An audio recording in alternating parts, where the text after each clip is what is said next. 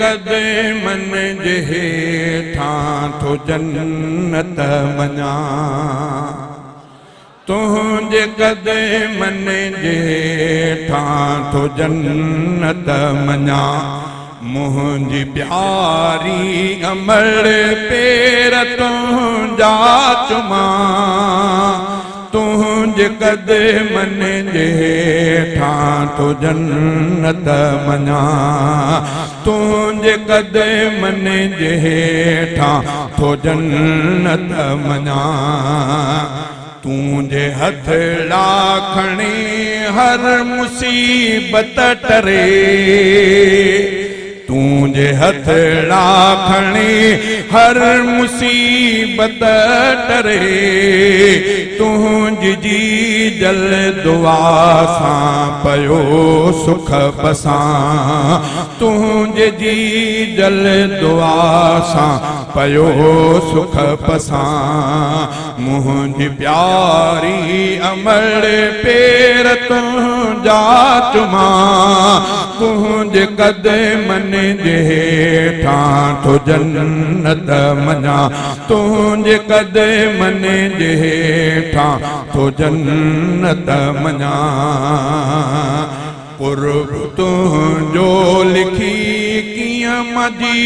जल सघां कुर्ब तुझो लिखी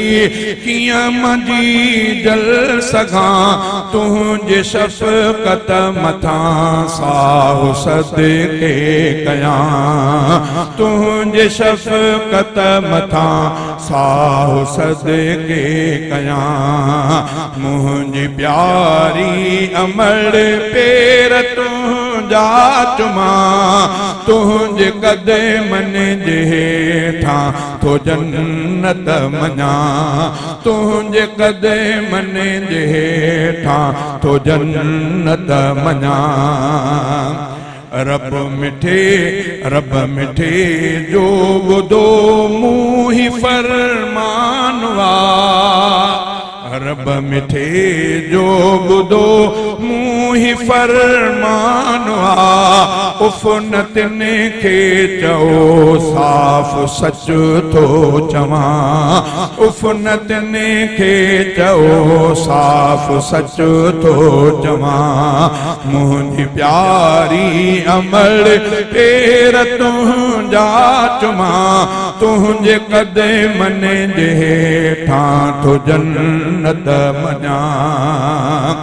प्यार तुझे जिका इंतहा कानया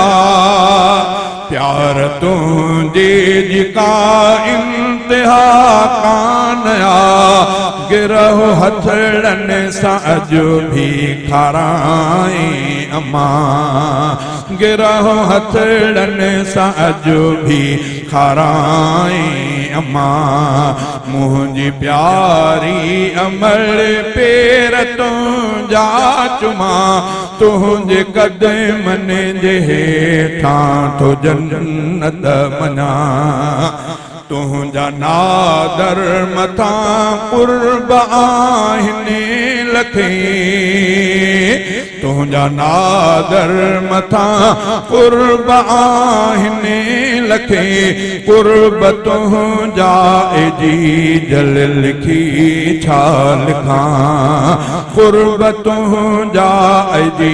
जल लिखी छा लिखां मुझी प्यारी अमल पेर तुझा चुमा तुझे कदमन जे हेठां थो जन्नत मञा।